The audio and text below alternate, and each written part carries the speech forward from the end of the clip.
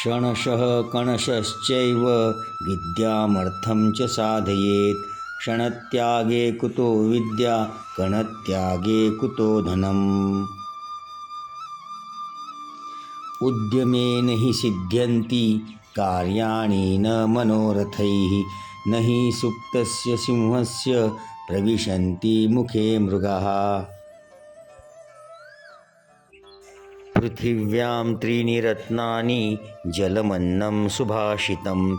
मूढैः पाषाणखण्डेषु रत्नसंज्ञा विधीयते।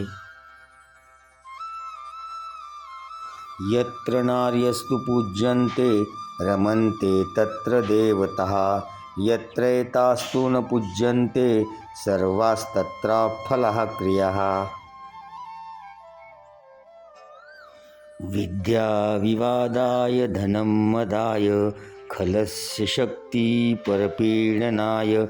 साधोस्तु सर्वं विपरीतमेतत् ज्ञानाय दानाय च रक्षणाय।